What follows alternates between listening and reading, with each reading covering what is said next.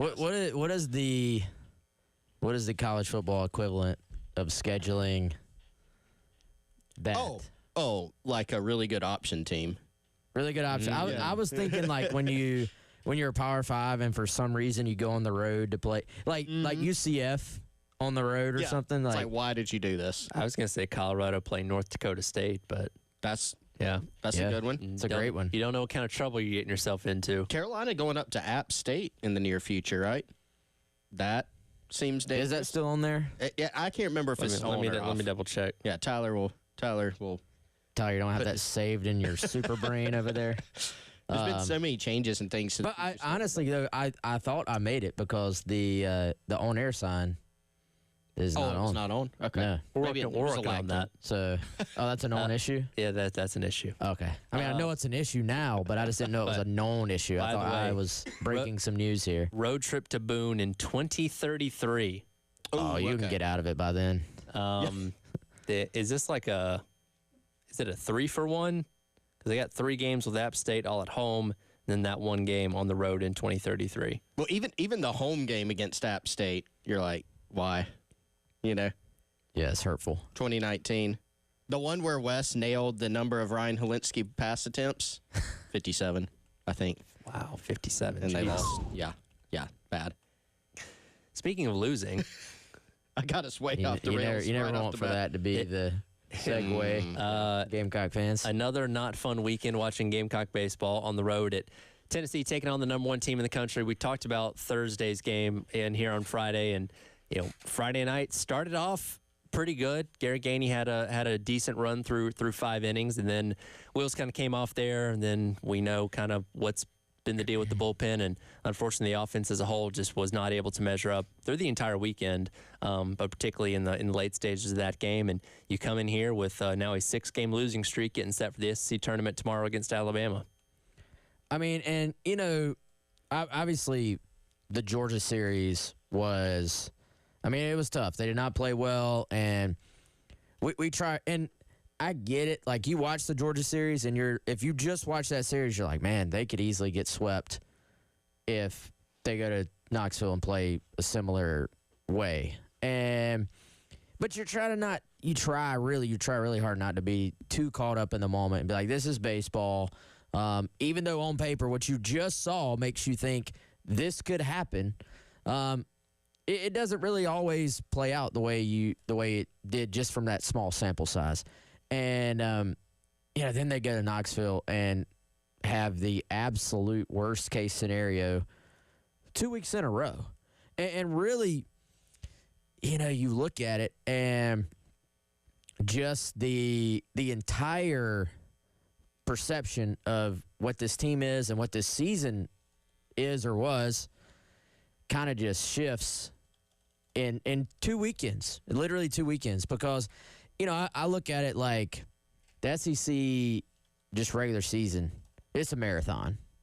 And regardless of the little dips and valleys, the highs, the lows, everything in between, South Carolina going into that Georgia series was on pace. Mm-hmm. And, at the time, you don't even have to win the 2 series. You just have to not get swept. And you're going to be looking at least a 500 record and being in decent shape as far as postseason goes. Maybe you're on the road week 1, but you're probably one of the highest 2 seeds out there. And now, you're below 500 in SEC play. You have no momentum whatsoever. And as will be pointed out 100 times before Game 1 in Hoover, South Carolina has not played well in Hoover traditionally. So, there's probably 100 reasons why South Carolina got beat this weekend. But really, Tennessee just, to me, top to bottom, they just looked like the better team. Yeah, it's interesting you said that about the SEC tournament. Some of South Carolina's best teams ever have been just done instantly out there. And I was talking to a former player recently who, in a group setting, who brought up the point, played on some of those really good teams who won titles, and they're like, I mean, maybe this is the year they're due, to go make some type of run. But you're right, Wes. You don't see a lot over these last couple weekends that really inspires you. You know what you typically where you want to be going into postseason play to end the season is, even if you've scuffled a little bit, even if your overall season has not gone according to plan, or it's been difficult or up and down, you want to carry some momentum, and you want to have kind of this sense of, okay, they're starting to turn it around, they're starting to play their best ball, and you're really kind of seeing the opposite. And I think, one thing we've said about this team, like if it hasn't been one thing, it's been another when they've struggled. And you look at the last 2 games of the Tennessee series, so Gainey comes in early in the series. I texted Wes, like, hey, as soon as he gets out of the game, you worry, right? Mm-hmm. And I know there's a lot of conversation on leaving him in too long and things like that. I get it. And there's a lot of talk about the pitching, personnel decisions from there. But that was kind of what you were banking on. Gainey needs to have a really strong opening performance. Don't let the wheels fall off. Get enough runs to sustain. Instead, it kind of went the other way. You look at Game 3, you hold a really, really good offense to 4 runs. Should be able to win, but instead you only manage 1. So it was really the worst case scenario as far as, of course, how the series played out, but just even within every game, just things kept happening. Again, if it wasn't one thing, it was another. Now, going back to prior to that Georgia series, the projections had South Carolina as a host to that point in time, 16 according to D1 Baseball just 2 weeks ago. And now you lose these 2 series, and we haven't gotten the latest projections out as of right now. But you go into Hoover feeling like you need to win at least 1 game to be super, super sure that you are in the tournament starting the next week. And, I know Carolina's got all the good metrics and RPI and stuff like that, but the what have you done from lately factor does come into play. And when you've gotten swept in your past 2 weekends, especially if you lose tomorrow against Alabama, you're not really riding a whole wave of momentum into this thing. And I would not be shocked if there was a scenario where South Carolina could get left out if that happens. Yeah, and I think they're in you're 19 still in the RPI. Like they're in, but I felt like throughout this year, and as it became more and more clear what this team was, kind of a team that on a given night really could beat anybody, but was not going to be that dominant elite team that at times last year's team appeared to be before, I think some injuries caught up to them. But and by the way, South Carolina 19 the RPI, currently Alabama 18. Yeah. So, and to Tyler's point though, if you beat Alabama, that's a neutral site win over number 18 in the RPI. I think even with everything that's happened, you're solidly in. You don't have to worry about that part. Now, the part I sort of skip ahead to is I felt like when there was talk about, well, hey, this team actually quietly is in position to host. This team, I think, was going to need a solid matchup, like a good draw. Like, was it completely out of the question that this team gets a nice draw and then, wins 5 games and we're talking about a surprise Omaha team? It's not that far-fetched. But then I'm talking about prior to the last 2 weekends, by the way. Now you're going, you're a 2 seed. You're on the road. Now you're probably one of the back-end 2 seeds. You're going to have to run through Clemson or maybe run through another SEC team. Just the draw, which I think the draw got them last year. You've had to face an SEC team in the Super Regional. And so you can't think of a worse way for it to kind of be finishing off here. And I think, we can point to the pitching, but, Chris just said it. Like, Tennessee came in with a really good ERA as well, and their bats overshadow just how well they pitch. And South Carolina, I think, really just struggled to piece things together against this Tennessee staff all weekend. Yeah, when Gainey's in there, you weren't able to capitalize enough offensively to be able to give some cushion in there. He's going to pitch aggressively. Garrett Gainey's going to pound the zone. He's going to throw the fastball a lot. He's going to throw it high. And when that's gotten him in trouble has been, to my eye, maybe the second time through the lineup, third time through the lineup, somebody catches up with a fastball, ends up in the stands. And he's been phenomenal. Like, he gave them a chance, right? And I realize there's been a lot of conversation, and probably deservedly so, on, should he have come out earlier? Should he have gone to Veach instead in those situations? I get that, right? But I'm just talking about Gainey's performance. He was good enough early on to where if you could have capitalized on some of those scenarios you had offensively, maybe it's a different situation. Maybe it ends up getting managed differently. But, again, you go to Saturday, Tennessee's lineup is number one in the league in every offensive metric coming in. And we saw that throughout games 1 and 2. They scored 9 and 8 runs. You hold them to 4 runs. But, to your point, Wes, couldn't get anything going of substance offensively. I hate being the guy that's, after a decision, like Monday morning quarterbacking it. Because especially baseball, man, you don't know how it would have played out if you had made a move.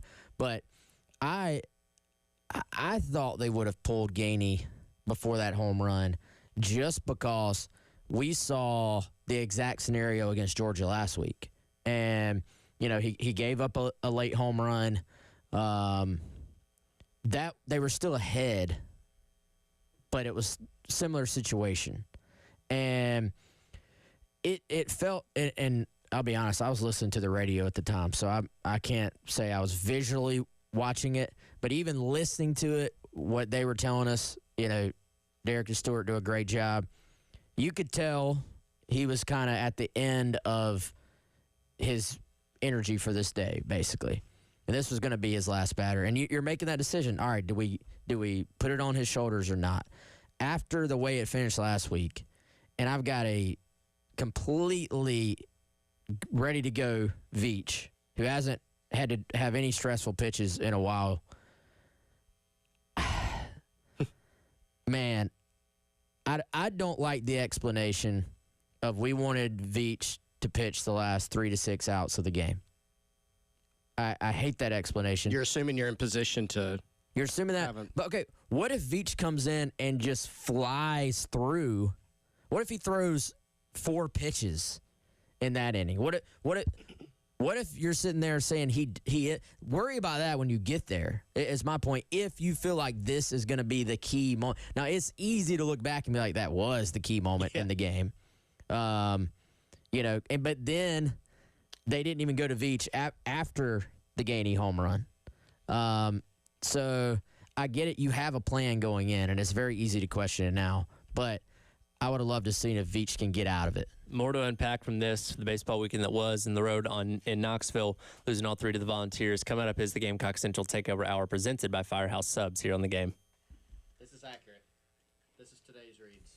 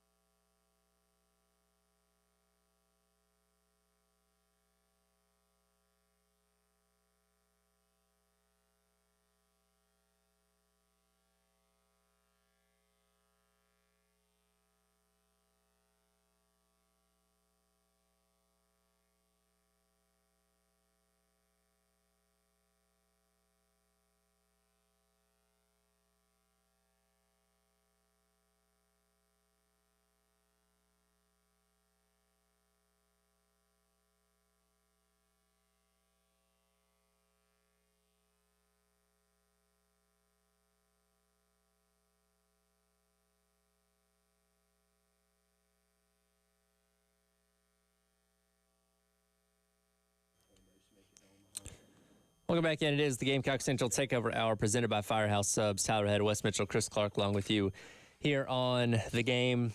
Carolina does start its SEC tournament tomorrow. Taking on Alabama. First pitch somewhere around 2 o'clock. Pregame coverage will start right here on the game at 1:15, and they'll start about 30 minutes after game number 1 between Georgia and LSU. So now you're in the SEC tournament. Again, you feel like you need at least one win to make yourself feel comfortable about the NCAA tournament coming up next week. The question is, what do you do with pitching at this point? Again, Garrett Gainey in his past 2 outings has been solid until the wheels kind of come off in the 5th or 6th inning. But outside of that, you really don't have anything that you can hang your hat on. You know, we're all sitting here kind of here debating on who should start tomorrow. I mean, maybe Eli Jones, but I mean, his past 3 to 4 outings have been pretty disastrous. Like, I don't know where you go outside of Gainey that gives you any hope right now. Yeah, we may find out here shortly. I think maybe Pitzer.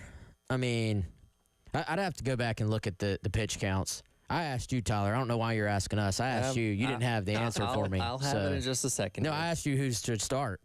Who you got? I mean, I also, guys, I think you got to take a hard look at. I hate to say it, but reconfiguring things a little bit again. Yeah. Because I think you got to get a little bit more defense on the field, particularly up the middle at shortstop. Like, I get it. Tippett has not had the season you wanted at the plate, and then you made the move to get some more offense on the field.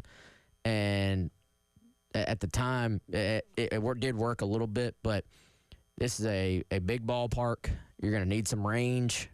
And especially if it is an Eli Jones, I just feel like putting a ground ball pitcher on the mound and going all offense behind him doesn't necessarily put him in great situations to succeed. Like, a lot of his struggles have been since they made that move. And I'm not saying that's all of it or even part of it. I don't know, but I do think in Hoover, you got to play defense in this big old park. So, to me, maybe adding a little bit more defense back to the fold is something you have to at least consider.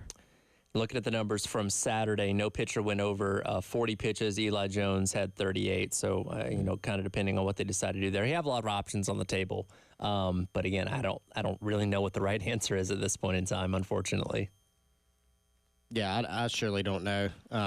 And that's a tough position to be in, I mean, what is the biggest – here's a big picture question for both y'all that I also don't know the answer to. I mean, before this 6-game losing streak, you were kind of getting the sense, okay, is South Carolina starting to play better baseball, right? They had dropped the series to Arkansas, but it was along the same lines of what they had been doing early in the season, where the series, yes, you took a loss, but the swing game was a 1-run game. It was game 1.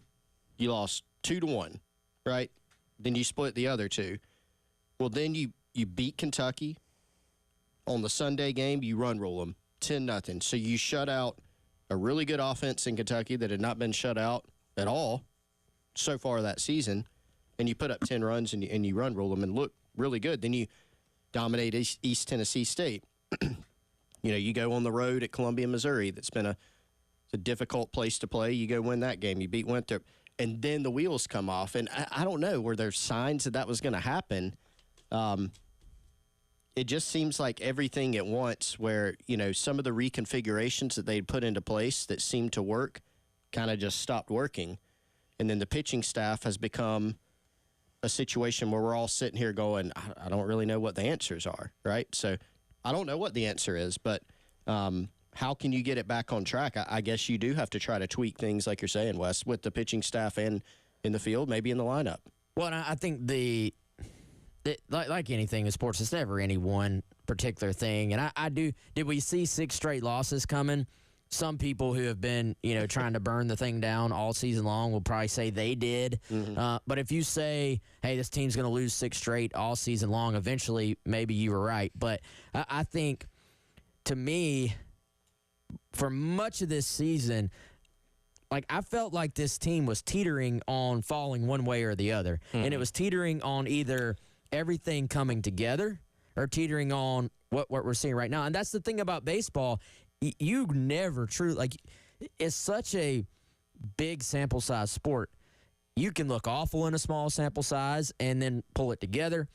You can look unbeatable in a small sample size and then it evens out on you and you're not as good as you think. But it was teetering one way or the other all season long, I feel like. Yeah, and I think the sentiment that a lot of us had about this team, you know, we've been tracking the RPI and all these metrics all season long, and we kind of feel like South Carolina is maybe a little bit higher than they should be because on paper, based on the numbers and the teams they played and all that kind of stuff, they're not a bad team. But again, we're seeing kind of the worst of this team come out here as of late, closing out the regular season. And again, what you do in your last 10 games should not be the end-all, be-all metric, but when you're talking about a committee of people that are deciding where you're going to go and how that's all going to shake out for the NCAA tournament, that recency bias does play a big factor. And I don't know what that means for South Carolina, depending on what they do in the next couple days here in Hoover. I would say if you're going to circle one thing at this point, really over the last 3 weeks, I guess you would say, starting pitching for the most part, not giving you much of a chance. No. And, you know, now you would say 2 out of these 3 games, like, you know, Gainey obviously gave you a chance. And, you know, obviously they held a good lineup like we talked about. They held them down on Saturday. But for the most part, just overall, biggest issue, I would say too many games you go into. Even, you know, you go back to the Missouri series, which they won. It was almost all their bullpen against, frankly, a Missouri team that doesn't hit that well. So, again, it's all about matchups. You get exposed a little bit more. Like, you were able to show some real pitching depth against Missouri. Partially, let's be honest, they're not a team that's going to make you pay as much as, like, a Tennessee is. And so now the fact that this tournament starts on a Tuesday as well, I think makes this an even more interesting decision because you're not talking about having a full week's rest. You kind of have to go to a guy maybe that's a little bit, you know, not one of your main guys, but I don't even know who the main guys anymore at this point are. Yeah. So we'll see. I mean, a Jake McCoy seems to be a guy they're starting to lean on a little bit more as a freshman. You want to talk sample size, very small sample size. Jake McCoy actually has the best ERA on the team in SEC games. Now, that's in 6 appearances, so not really fair. But I don't know. I think that's a guy that it seems like they're trying to lean on a little bit more later in the season. You know what I think, kind of taking a big picture view of what we've seen this season, what we've seen lately, and how much conversation we're having about the pitching staff. You know, compare that to last season. The guys that they had, I mean, they had some dudes as pitchers. You remember things kind of flipped. The injuries that you referenced earlier, Wes, one of those was Noah Hall. If Noah Hall's healthy, who knows what that team ends up doing? Because as it turned out, they were quite close to making it to Omaha, even with those injuries. Had to go on the road, play a really good Florida team down in Gainesville. But Noah Hall, you know, James Hicks, Will Sanders. I mean, you had some guys who were very capable of being dominant. And I think about the work in the transfer portal this offseason. South Carolina did some good work in the portal for position players mainly. You know, now Garrett Gainey was a great get out of the portal. But I think when you're thinking of starters, you know, Carolina landed some dudes out of the portal for their lineup and as position players. You know, Kennedy Jones, Austin Brindling, et cetera, et cetera. Those are impactful players. But even coming into this season, I know some people are asking the question, shouldn't they have maybe gone out and gotten another pitcher or two in addition to what they brought in because of the guys they lost? And I think it was a fair question then. And now when you're looking at what we've seen this season, it's certainly a fair question to ask. See what happens in Hoover again, taking on Alabama tomorrow. Pregame coverage starting right here at 1:15. First pitch somewhere around 1:45 or 2, depending on when game 1 ends. We'll switch gears to football coming up next. A Gamecock making a list of top 100 players returning for the 2024 season. We'll dive into that coming up. It's Gamecock Central Takeover Hour presented by Firehouse Subs here on the game.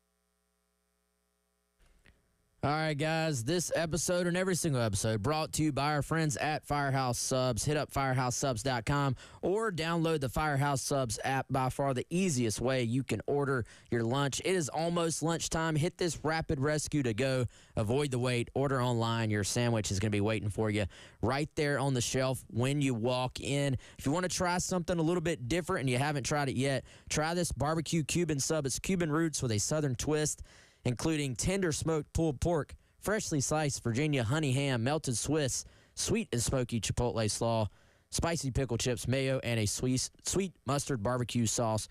All, of course, as always, on a toasted sub roll. Of course, whatever it is you crave, there's an option for you over at Firehouse Subs, whether that's the Italian, the meatball sub, my personal favorite, brisket, add bacon. Order whatever you want right now, firehousesubs.com, or again, hit the Firehouse Subs app in the App Store.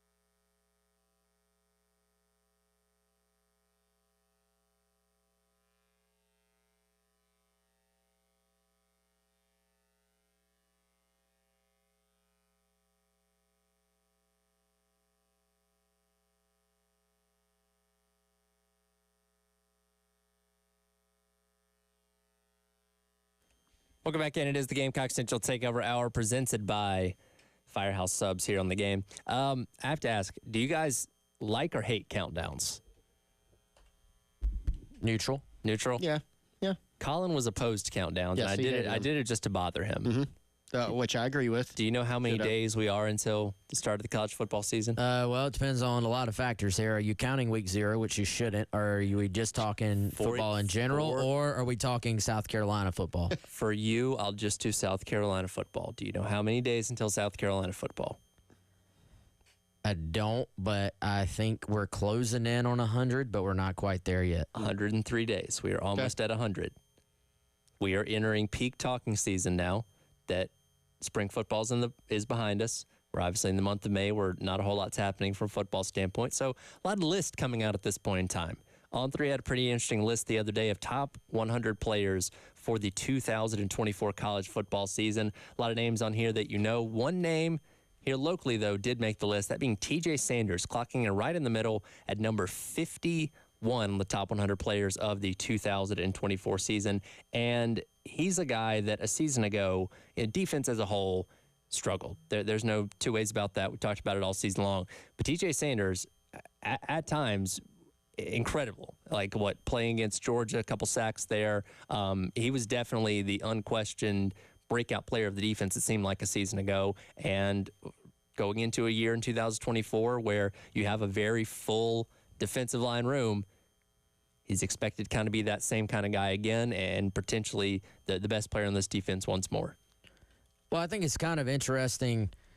He's playing a spot where South Carolina essentially has co-starters. And, like you look at TJ's numbers, and I think, first of all, this is really cool that he's, if you call it an honor, it's pretty cool for him to be recognized among this group. And what On3 has tried to do is start to do, ratings and rankings for college players as well, much like you see with high school.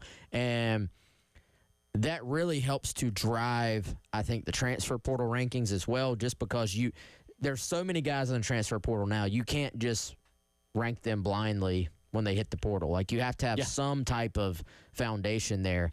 And so if you click on TJ's profile, he has a college rating now. Not everybody gets one. You have to be a difference maker. And so essentially what this means is that TJ is the equivalent of a 4-star player at the college level. And so really cool for him. Now, I think for TJ, the big thing is for him to make another jump forward would just be the consistency of giving you some of those outings we've seen from him at times, because I think you want to talk about maybe the highest upside guy of sort of that interior defensive line where all those guys are rotating and making an impact and all those things. You can make a pretty strong argument that's him. And, 43 tackles last year, 9.5 for loss, 4.5 sacks, 4 pass breakups. There were times where he was absolutely dominant. You think of the Georgia game in particular. But, yeah, I did think it was kind of interesting. TJ over a Tonka or over a Boogie. They're here locally, they're fighting for snaps with each other. And, nationally, he got this recognition. I mean, I think TJ is the best NFL prospect on South Carolina's entire roster.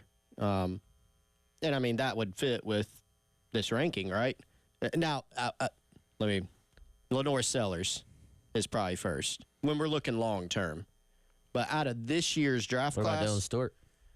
Yeah, Dylan's about probably Josiah up there. Thompson? Yeah, they're up there. Yeah, I should revise. So for this year, and pretty easily. I was going through it. I've actually got a piece coming out on Gamecock Central later where right now NFL scouts kind of have guys segmented into okay, here's seniors, graduates. Here's your draft eligible guys, your junior class of guys that could come out, which TJ's in there. He doesn't have to. I mean, he could come back to school after this season. But I think he's going to probably play himself into position where he's going to be able to head to the draft. And then you got your younger guys like your Dylan Stewart, Josiah Thompson, Lenore Sellers, yes. But, I mean, Sanders plays a premium position at defensive tackle. There was a lot written this offseason about the transfer portal / NIL market for defensive tackles. And I could tell you 100% from following the portal and a lot of NIL happenings, there are a lot of teams that would have loved to have TJ Sanders as well. And he's from the state. He's from Marion. He likes playing for the Gamecocks, fortunately, because I think he's going to be a heck of a player this year. And I think that's something that can't be overlooked with, how well South Carolina did in bringing guys in from the transfer portal, being able to retain TJ Sanders, being able to retain Tonka Hemingway. That's not for nothing. There was definitely a lot of interest out there about those guys going elsewhere, and Carolina was able to hang on to those guys. I think a lot of that does speak to just sort of situating those guys resource-wise and kind of the NIL side of things. And, I think when you look at the role of collectives and you look at the current college football landscape, and we'll see what new rules pop up or how this thing looks a year from now, 2 years from now. But right now, roster retention is probably the most important thing that exists in terms of building a winner.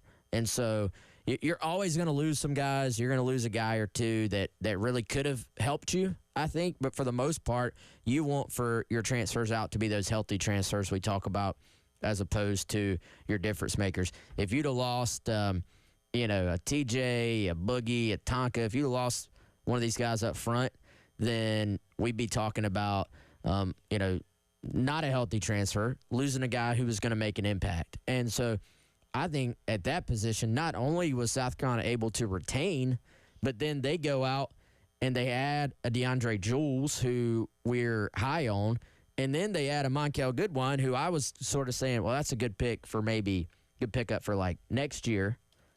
I mean, he, by all intents and purposes, had a great spring, it sounds like. So I think you feel good about the overall depth. You feel good about your starters, your second team, maybe even your third team at that position because of them being able to do those things you need to do to retain and add.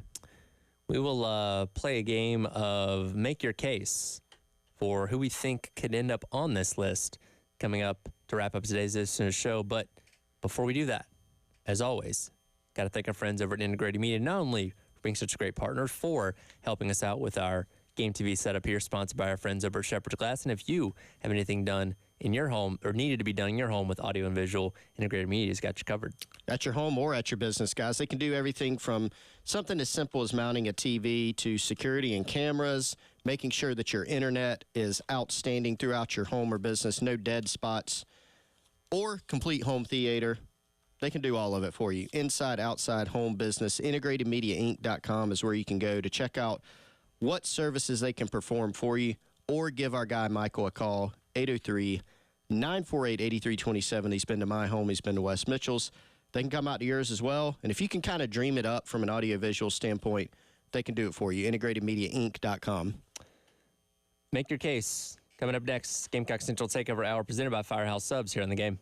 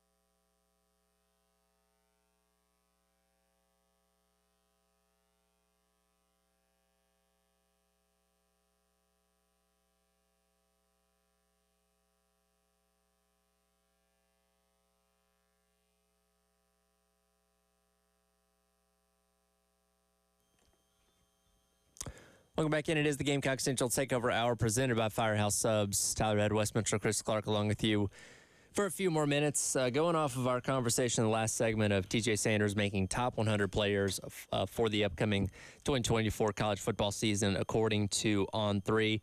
We'll play a game of Make Your Case, where somebody for the Gamecocks that is not on this list, and we'll put the caveat of not including Lenore Sellers or Rocket Sanders because those kind of are easy answers. Somebody else on this team that you think could end up on this list by season's end. Hit that sounder. There it is. Chris, you're up. Oh, come on. This is your Make Your Case is your segment. This is true. I should take ownership. Okay. I mean, let me ask a caveat. Is it somebody that has to be returning to the roster after, or can it be like a senior? Can be anybody. Somebody that by season season's end, like if they do a postseason, here's the top 100 players. Out of all the players this year, they would have been in the top 100 best players in college football. Here's one that I can think of a few. So man, he's about to steal mine. Nope. He's going to list the whole team. I mean, Rocket Sanders. You can't count Rocket. Why? You said not to put him in there. I said not to put him in there. Okay, you said not to put him in there. We had the caveat of not Rocket and Chris doesn't not listen Sellers. I'm sorry. That was too. No Lenoris, no Rocket. Yeah, you're right. I've been thinking about it so hard. All right, I'm just going to give you all mine. Okay, go ahead. So I'm trying to go a little bit less obvious as well, just because that's the spirit of this conversation. There you go. How about Bam Martin Scott? That's a good one. Because, dude, the end of last year, this guy looked like, I would dare say he looked like almost an all-SEC caliber linebacker. And we wondered, the question was, all right, can he sort of carry that over to playing one of their main linebacker spots and not just the 3-3-5 kind of Sam backer spot? All indications are that went very well this spring. And so right now, I would think if they lined it up today in the 4-2-5, you've got Debo and Bam alongside each other. And you can make a case for Debo as well, and Debo is the returning all-SEC guy. But Bam's sideline-to-sideline ability, the long arms, the pass rush ability, which obviously creates potential opportunity for some more big plays for you. I think you make a pretty good case for Bam. Like, I think Bam has quite a bit of upside and has NFL upside as well. Yeah, that's a good one. Tonka Hemingway. Is that a good pick? You know, the one thing I think you could say about Tonka is, like you said earlier, Wes, you've got almost co-starters at D-tackle, you know, and Tonka can play some different types of things for you in the 3-3-5, in a four-man front. I'm almost going to have to talk through it. I mean, because Tonka is, Bam Martin Scott's a great pick. You could go Nick E. Could you even pick a receiver from the Gamecocks roster? Possibly. Sure. I mean, it's not a slight if you're not, you can be a really good, really impactful player and not be in the top 100 nationally. Very true. Kind of like when you look back at prospects, if you're ranked as a 3-star prospect or even a 4-star and you're not in the top 100, that's not hating on you. That you might, if you're a top 150 guy, you're an NFL prospect. Same thing in college, you know. I think DeAndre Jules is one. So here's a guy, we talked about him earlier as a transfer. Pat Narduzzi at Pitt, his former coach, before last season was like, this is a guy that's really coming along, and he's going to play on Sundays. And then Jules went and had a really good year, has transferred here. And guys, out of the senior group, remember how I said earlier that the NFL is kind of segmenting guys into seniors and graduates and then underclassmen who are draft eligible? DeAndre Jules is the guy the NFL teams like the most out of the senior class. From my understanding, he's got a higher grade right now than a Rocket Sanders, for instance. He's like a third round, fourth round type of guy. So DeAndre Jules might be a pretty good pick, because if you're looking at a third round pick, that's top 100 in the draft. That's good enough for me to get in the top 100 of this list. How about Rashawn Lee in the offensive line? I mean, I think if there's any doubt, he's the most important player on that line. Obviously, the glue that held it together through all the chaos a season ago. And if it's marginally better this year. I think he's going to have a big part in doing that. Playing the center spot, assuming he gets to stay there and you don't have to move him around again. But, that versatility obviously makes him very, very special. And if he can just stay in one spot, everybody else can stay healthy, everybody around him can stay healthy, this offensive line as a whole should be better. And I think he's going to have a big part in that. Yeah, I'm still curious to see how the rest of this line sort of, the way Beamer's talking about Torricelli Simpkins, is he playing guard and Vershawn, sticking at center? I think for Vershawn, he definitely is the glue guy for the middle of this line, and you hope you can keep him there as opposed to he played well, he did his best out at right tackle, but I think you're in a better situation when he's in there at center, as you said. Who would be y'all's pick if it had to be like this list next year, like a returning guy? You know what I mean? Yeah. I mean, to Dylan be Stewart. To be top 100, that's a bit Yeah, that's again. You can be really, really. That's good a pretty elite group, really. If you think of all the teams, I think Nick E. If you look at the way he played his freshman year and the way he played the second half last year, you could actually.